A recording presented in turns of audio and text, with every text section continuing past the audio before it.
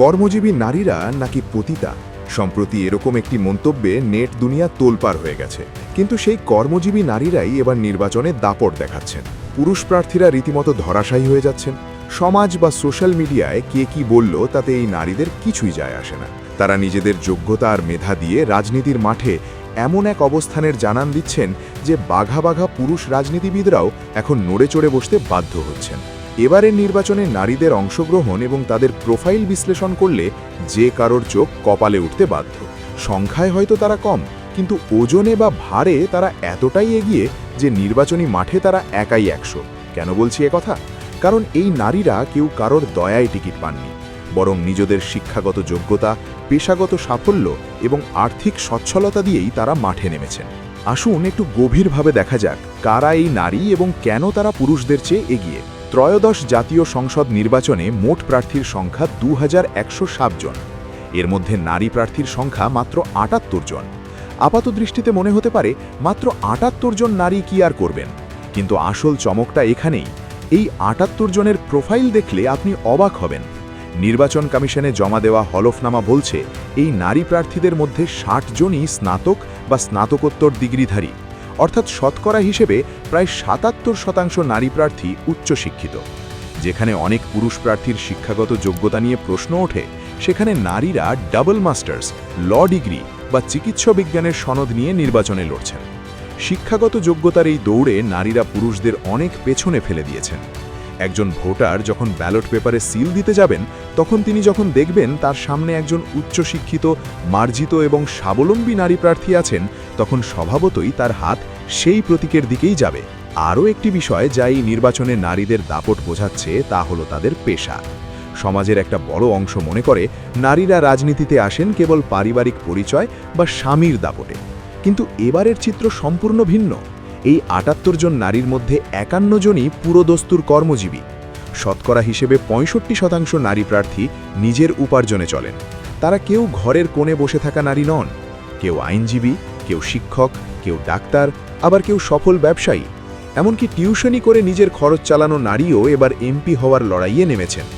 এই যে নিজের পায়ে দাঁড়ানো, এটা তাদের আত্মবিশ্বাসকে এমন এক পর্যায়ে নিয়ে গেছে যে নির্বাচনী মাঠে কোনো বাধাই তাদের আটকাতে পারছে না। পুরুষ প্রার্থীরা যেখানে পেশি শক্তি বা বংশ পরিচয় নিয়ে বড়াই করছেন, সেখানে নারীরা এগিয়ে যাচ্ছেন তাদের কর্মদক্ষতা দিয়ে। এবারের নির্বাচনে নারী প্রার্থীদের মধ্যে 16 জন ব্যবসায়ী এবং 6 জন সরাসরি রাজনীতিবিদ, বাকিরা বিভিন্ন পেশায় জড়িত। এই পরিসংখ্যান বলে দেয় যে নারীরা এখন আর শুধু কোটা বা সংরক্ষিত আসনের ভরসায় বসে নেই, তারা সরাসরি ভোটে লড়াই করে জিতে আসার সাহস রাখেন। রাজধানী ঢাকার দিকে তাকালে এই চিত্র আরও স্পষ্ট হয়। ঢাকার 20টি আসনের মধ্যে 13টিতেই 17 জন নারী প্রার্থী প্রতিদ্বন্দ্বিতা করছেন, এবং তাদের মধ্যে 13 জনই উচ্চশিক্ষিত এবং কর্মজীবী। ঢাকা 12 আসনের গণসংহতি আন্দোলনের প্রার্থী তাসলিমা আক্তার, যিনি একাধারে শিক্ষক এবং আলোকচিত্রী, আবার ইনসানিয়াত বিপ্লব বাংলাদেশের প্রার্থী সরকার তাসলিমা আফরোজের ইংরেজি এবং আইন উভয় বিষয়ে ডিগ্রি রয়েছে। এই যে মেধার সমাহার, এটা পুরুষ প্রার্থীদের জন্য নিঃসন্দেহে বড় এক চ্যালেঞ্জ। ভোটাররা এখন শিক্ষিত এবং যোগ্য প্রতিনিধি চান, আর সেই চাহিদার সবটাই পূরণ করছেন এই নারী প্রার্থীরা। তবে এই দাপটের উল্টো পিঠে একটা হতাশার চিত্রও আছে, যা আমাদের রাজনৈতিক দলগুলোর মানসিকতার পরিচয় দেয়। মুখে নারী ক্ষমতায়নের বুলি আওড়ালেও কাজের বেলায় বড় বড় দলগুলো নারীদের ওপর খুব একটা ভরসা রাখতে পারেনি। জাতীয় জুলাই সনদ 2025 অনুযায়ী রাজনৈতিক দলগুলোকে ন্যূনতম 5% নারী প্রার্থীকে মনোনয়ন দেওয়ার আহ্বান জানানো হয়েছিল, কিন্তু বাস্তবে দেখা গেছে উল্টো চিত্র। জামায়াত সহ 30টি দল কোনো আসনেই নারীদের মনোনয়ন দেয়নি। এমনকি বড় দলগুলোর মধ্যে বিএনপি মাত্র 10 জন নারীকে মনোনয়ন দিয়েছে, যা তাদের মোট প্রার্থীর 3.4%। অর্থাৎ দলগুলো এখনও মনে করে নারীরা সরাসরি ভোটে জিতে আসতে পারবেন না, কিন্তু মাঠের চিত্র বলছে অন্য কথা। দলগুলো ভরসা না করলেও ভোটাররা ঠিকই নারী প্রার্থীদের আপন করে নিচ্ছেন। ভোটারদের এই ইতিবাচক মনোভাবের কথা জানিয়েছেন ঢাকা 20 আসনের এনসিপির প্রার্থী নাবিলা তাসনিদ। তিনি যখন ভোট চাইতে মানুষের দুয়ারে যাচ্ছেন, ভোটাররা তাকে দেখে গর্ববোধ করছেন।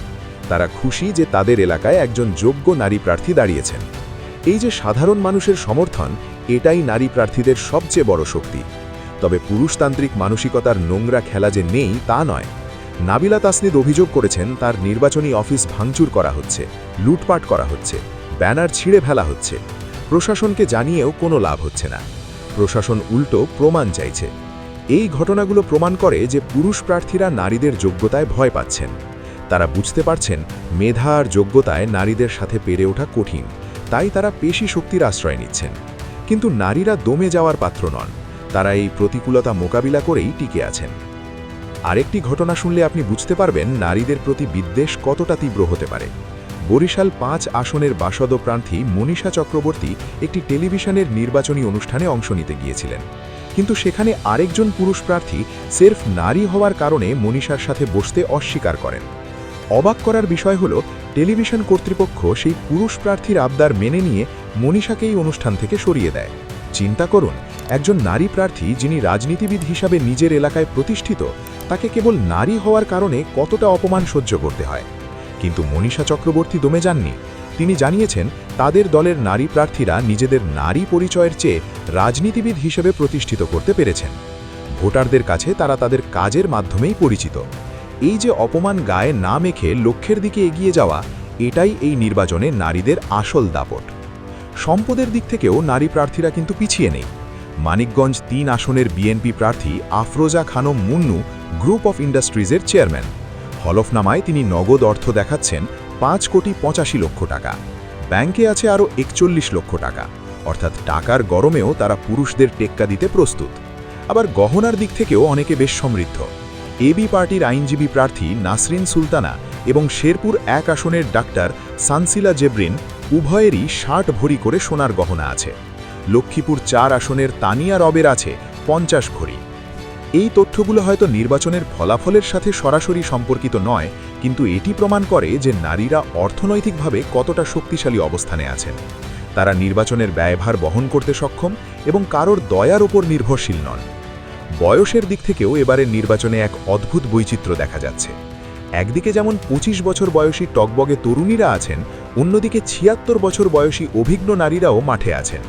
নরসিংদী 5 আসনের ইনসানিয়াত বিপ্লবের তাহমিনা আক্তার বা ঢাকা 13 আসনের ফাতেমা আক্তার মুনিয়ার বয়স মাত্র 25। এই বয়সেই তারা সাহস করে জাতীয় নির্বাচনে নেমেছেন। আবার ময়মনসিংহ 6 আসনের স্বাধীনতা প্রার্থী আক্তার সুলতানা, যার বয়স 76 বছর 8 মাস, তিনিও পিছিয়ে নেই। তিনি একজন অবসরপ্রাপ্ত শিক্ষক এবং স্নাতকোত্তর ডিগ্রিধারী। এই বয়সে এসেও তিনি জনপ্রতিনিধি হওয়ার স্বপ্ন দেখছেন এবং লড়াই করছেন। এই যে জেনারেশন গ্যাপ ঘুচিয়ে সব বয়সী নারীদের অংশগ্রহণ, এটা নির্বাচনের মাঠে এক ভিন্ন মাত্রা যোগ করেছে। 25 থেকে 39 বছর বয়সী প্রার্থীর সংখ্যাই সবচেয়ে বেশি, যা প্রমাণ করে তরুণ নারীরা রাজনীতিতে আসতে আগ্রহী হচ্ছেন।